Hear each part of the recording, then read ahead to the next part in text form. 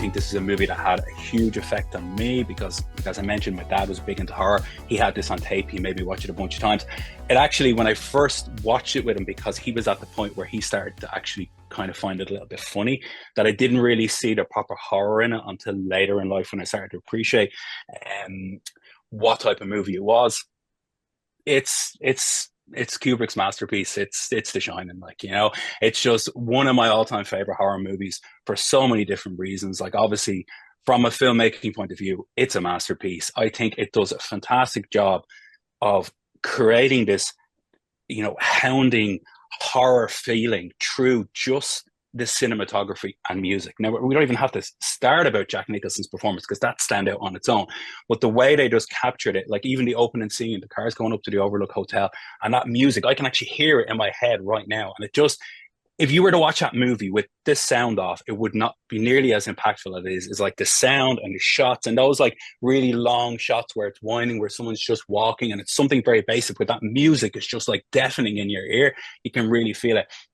And yeah, because my dad found a lot of scenes funny, so that kind of took away from it. But as I grew up and I realized the kind of the true horror that was in this movie, because it's a situation that anybody can relate to, because like you're in this situation where, like, you know, they're isolated, they're in this hotel, all this freaky shit's going down. And like when you're a mother and you're a child, who's the one person you're going to look to protect you if shit goes down? And we can all relate to that. We all have parents, we all have guardians, we all have people that have looked after us.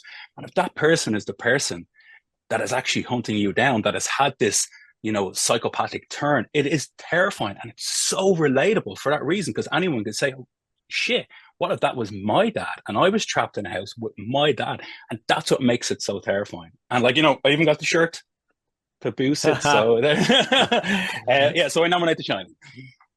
That's fantastic. That actually would have been my my one. Okay. That's my go-to. Like, well, you can say your piece on The Shining now if you like it.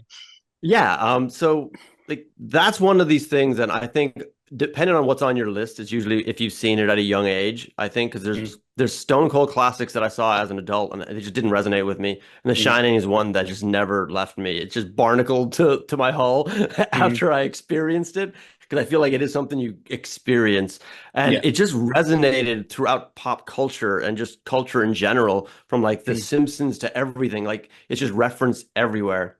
And funny enough, the very first film I ever made is called The Hangover. And it's a short film about a person being stalked by their own hangover. And it's just a complete homage to The Shining.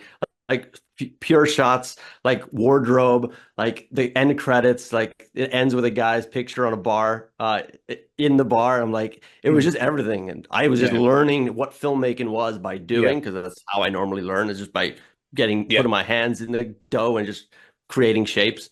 And it was, for some reason, it was The Shining that I was just pulling out of it. So yeah, absolute classic. I think me and Richie, I think as well, like I think there's a lot of things like later on in life I started to look up a lot of like deleted scenes and extra bits, and finding out about like Kubrick and his like a million takes and like the effect that had on the cast and stuff like that.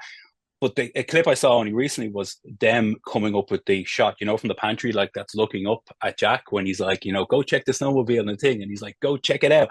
And it's watching Kubrick come up with that shot just on the fly. Just like, what do I get down on the floor like this? And what if I just go like this? And why did you do it like this? And like Jack Nicholson does that. And I was like, holy shit, like that is one of the most memorable points in the movie. And they just figured it out there and then. So stuff like that, the movie and the impact, the more I find out about the movie from a production point of view, it makes me love it even more. So anyway, I'll talk about The Shining all day. I will stop. No, it's great. Even if you see these books here, they're by J.W. Rinsler. They're making of books of Alien and Star Wars, and he's written.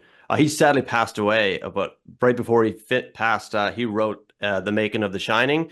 That's already out as this like 1,500 euro book, but I hear that they're releasing the 100 euro version this November. So like that's going to be incredible, because if there's one film that I want that type of deep dive on, is The Shining. So yeah, okay, great choice. Paul, what's your take on Shining? I didn't pick it because I knew you guys would.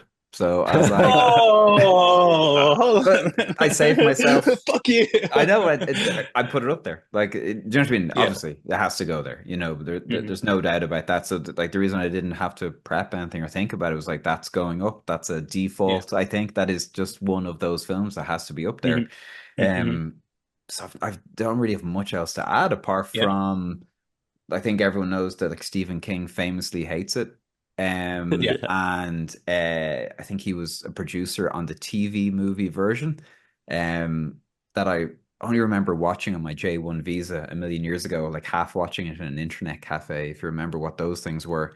But yeah, I've nothing else to add. You killed it. I mean, the Okay. only thing else I'd add is obviously Shelley Duvall passed away recently, and Yeah. she's phenomenal in it. Phenomenal in it. And I think she went through hell making it. So if it's like Richie saying, like you get those backstage stories about the making that film. I think the only thing that always kind of gets me is they're going to find out someone had a bad time, and I kind of take it she had a bad time on that movie. So I feel bad for her. You do 200 takes, you're gonna have a bad time. Yeah, Jesus, yeah, and like unbelievable. Like in a way, it's a miracle the film ever gets made. I think the way those films were made, but no, it's phenomenal. And there's no question it deserves to be up there. So yeah, nothing else to add. Brilliant.